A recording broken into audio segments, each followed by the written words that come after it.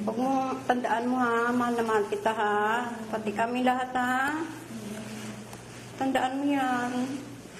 Naman gan. Hindi ko sinabi, alam mo naman, delikado yun. Sabi mo, alambre lang yun ang sumabit dyan. Ito ang mga huling sandali ng 13 anyos na si Jamaica, nangihina at nakatali sa kama ng ospital na ito sa Maynila. Ang mga medical staff sa paligid niya, pawang nakasuot ng Personal Protective Equipment o PPE. Si Jamaica kasi may mga pagkakataong nagpupumiglas kahit hirap ng huminga. Ang dahilan, tinamaan siya ng rabies. Ayon sa kanyang ina na si Roselyn, April 5 nang dalhin nila sa ospital ang anak dahil sa panginginig at hirap na sa pag-inom ng tubig. Makalipas ang 12 oras, binawian na ng buhay ang dalagita. Base sa kanyang death certificate, rabies encephalitis ang sanhi ng kanyang pagkamatay. Sa kwento ng dalagita, Pebrero pa pala siya nakagat ng aso nang magpunta sa isang parke, pero inilihim ito ng bata. Sabi niya, wala yan ma, nasagi ko lang yung alambre doon. Sabi ko, naku, hugasan mo maigi. Hugasan mo yan, at saka sabunan mo ng sabunan. Okay na ma, nagawa ko na. Tapos sa room na siya sa kwarto, sabi ko, ipa-inject natin yung anti-tetanus. Wala na yan ma, huwag na. Sabi ganon. Pinanatag niya yung loob namin. Makalipas ang 2 buwan, lumabas na ang sintomas ng rabies. Ma, hindi ako makainom ng tubig. Sabi ko, bakit?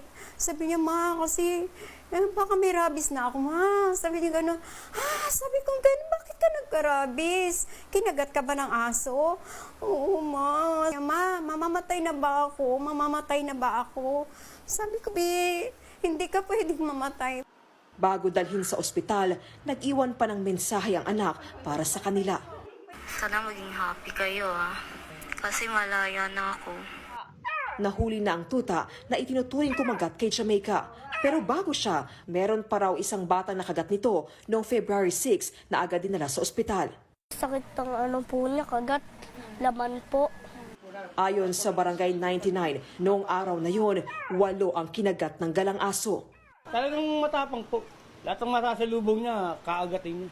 Parang tuta lang na wala pang 1 taon. 7 araw matapos nilang mahuli ang aso, namatay din ito.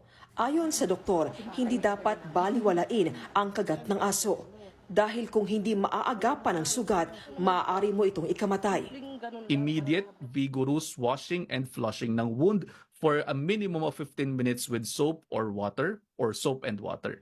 No, so yan. So, yung mga ganyan, yun yung unang-una. No? Pangalawa, pumunta po kayo sa pinakamalapit na ospital or sa pinakamalapit na animal bite center. Kasi yung mga ganyan, maganda na kinakailangan kayo ay makita yung sugat kung ito ay kailangan ng rabies immunoglobulin o ng vaccine lamang.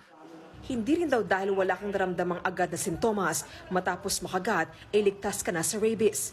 Meron tayong yung usually na incubation, pwedeng maging incubation period yan. So again, pwedeng 2 weeks lamang, pwedeng maging 90 days, depende kasi sa development yan sa tao. No? So, and then, kapag ka nagkaroon ka ng onset of symptoms, no, maaari talaga na, kung hindi ka nagpabakuna, maaari talaga maging hindi maganda yung kalabasan po nitong rabies.